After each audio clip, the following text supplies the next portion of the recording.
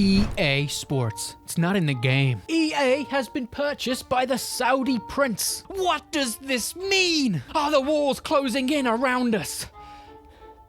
Are Bioware cooked? Oh, I hope so. Is there a possibility that EA could be good again? Yeah, absolutely. I see that happening. Yeah. Let's talk about it. Last week, the most hated publisher in gaming, EA, was bought by Affinity Partners, Silver Lake, and the Public Investment Fund of Saudi Arabia for $55 billion. $55 billion! Which is a fancy way of saying they are now owned by the Saudis. Look at me. Look at me. I am the captain now. This means they are now a private company. They are no longer beholden to shareholders or Wall Street. No longer under the demand to tick all the boxes a public company expects, such as things like DEI. They no longer have to take the safe, formulaic route of making games. But the cost of becoming private is $20 billion in debt. Because the free buyers we mentioned earlier only paid the $36 billion. So EA is under a little bit of pressure to pay those 20 big ones back. I'm sorry, what? We have to make games that sell now? This whole thing shouldn't really be a surprise to anyone. Over the last decade or so, the Saudis have really invested into sports and entertainment. You could argue sports is entertainment. They've invested in boxing, with fights happening more and more in Saudi Arabia. You have their investment in WWE, with most recently them paying $250 million for WrestleMania to take place in Saudi Arabia. You've got their investment into football, which is ridiculous. They're hosting the 2034 World Cup. They've also been pumping millions into their football, famously paying Ronaldo $400 million for 2 years. And they already have their fingers knuckle deep in some other gaming companies. 8% deep in Nintendo, 3.5% deep in Take-Two, 2% deep in Activision, 5% deep in Capcom, 5% deep in Nexon. You get the point. They have well and truly inserted their tip into the gaming industry. It's your turn, EA, and you will receive maximum girth. What?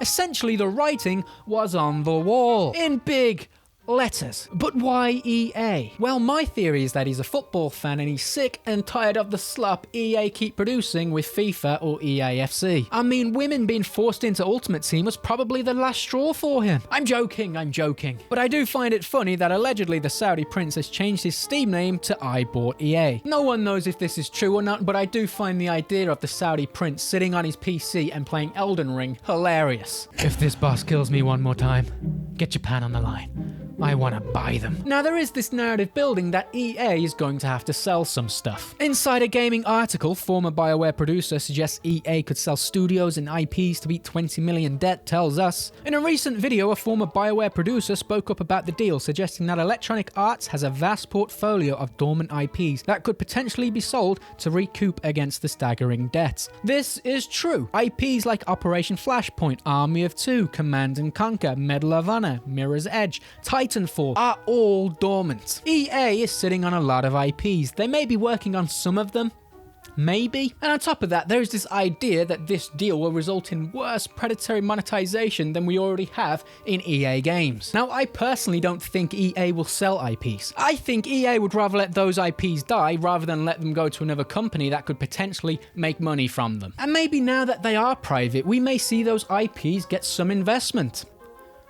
I wouldn't hold my breath. They are also able to take risks now. 20 billion. Some risks. Maybe some smaller teams could get the opportunity to work on these IPs. Come on, EA! Be inspired by Expedition 33. I feel like that could be a low risk, high reward for them. Excuse me.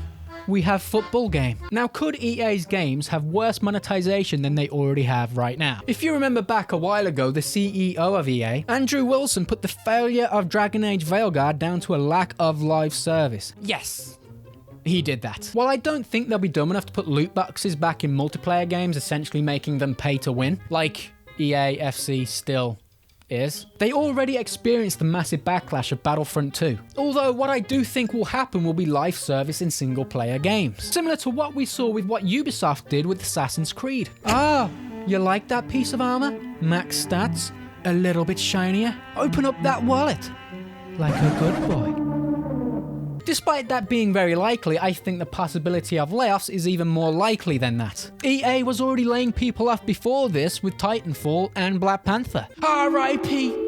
Titanfall. One studio that's seen massive layoffs, losing over 100 employees, is Bioware. And with the Saudis coming in, well, announcing that you're non-binary at the dinner table may be something you might not want to insert in the next game. Maybe. The former Bioware producer went on to say, the groups working on the Marvel games and of course Bioware are, I think, going to be in a different position. It's hard to imagine that you have Bioware pivot from having very progressive messaging to having the reverse, because it's what the government wants. It's hard to imagine that the public perception of a game that comes out of Bioware, even if you do that, isn't apocalyptically bad. I'm confused. Is he saying that not putting far-left ideologies into their games is going to cause backlash? Is that what he's saying? I feel like that's what he's saying. If that is what he's saying, that may be the dumbest take I have ever seen. It's a well-documented fact Dragon Age Veilguard failed because of its wildly inflated leftist themes. I have never seen a game be so Concord. Yeah. Concord. If Bioware focuses on trying to tell good stories instead of playing the role of left-wing activists, they might actually make a good game. And maybe not get shut down next year. It does seem that the current Bioware devs feel the same as the former producer though. Speaking anonymously with Insider Gaming, we have some reactions to the buyout. Look at the negativity that came after Dragon Age. If we felt it was only going to get worse then, you can imagine what some of us think now. Don't make another Veilguard then. I've been doing it since last year, but I'm making sure I have a portfolio ready and feelers out for other jobs. Kind of feels like a matter of time. Probably go work for Sony, you know, fail upwards. That's usually how this goes. We're going to keep working until they tell us we're done. It's not the healthiest way to live, but as long as the paychecks keep coming, we're not going to just walk away. And that is why these developers suck. They're there for a paycheck, not because they want to put passion into these games, not because they want to make the best Dragon Age or Mass Effect possible. It's a paycheck to them. Working on those games would be a dream for other developers. God, the last game they worked on was an utter failure. If I was the CEO, I wouldn't trust them to tie their shoelaces. In fact, I would want constant updates from them to keep track of what they're doing. Oh, for God's sake, they've done it again! There are people in the Sims community currently losing their minds because the games might now be less gay. Yes. Less gay. Or because Saudi now own it and being gay is illegal in Saudi and they don't want to play games owned by them. Sure, okay. I thought it was all about the gameplay. That's what these people keep telling us. But now they don't want to play a game that is owned by people that hate them. Huh. There's a lot of people that feel that way about other games, but they're not allowed to feel that way, apparently. Weird. I completely support that decision, by the way. I don't think you should play games made by people that hate you, or funded by. Just a little consistency would be nice, you know, I'm not asking for much here. But will this actually mean the end of LGBT stuff in EA games? A lot of memes going around. Non-binary? In my game? I don't think so. I don't know how much involvement the Saudis will have in the making of the games, if any at all, really. Although I very much doubt they would want any association with the LGBT community in any way. Thing is, we know these studios are full of activists, so these activists could still try and force it in there. They might try and be rebellious. It will be interesting to see what happens though, because they do ban games that have LGBT themes in them in their country. So would they want to be owners of games that can't be released in their country? I don't think they will. Who knows? Maybe the devs can do what they tell us to do and focus on the gameplay. A wild request, I know, but now would probably be the time. You know, 20 billion. Yes, all of these possibilities with the buyout, but we have to remember EA is still a very profitable company. Even now. This isn't a Ubisoft situation where they were going bankrupt. EA's revenue was 7 billion last year, so it is likely not much will change. Just the same old EA, the most hated publisher of them all, and will probably continue to be the most hated publisher of them all. I think it will be very interesting to see Saudi's involvement going forward though. Their first time fully owning a massive gaming publisher. So it will be interesting to see. Is there reason to be suddenly optimistic that EA will be a good company? No.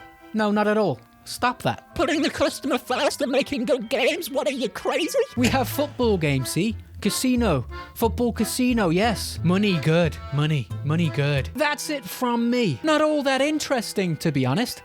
Happy birthday to me, I guess. Although Bioware freaking out is hilarious, fuck 'em. EA should keep Mass Effect and Dragon Age and just scrap Bioware. I'll see you in the next one.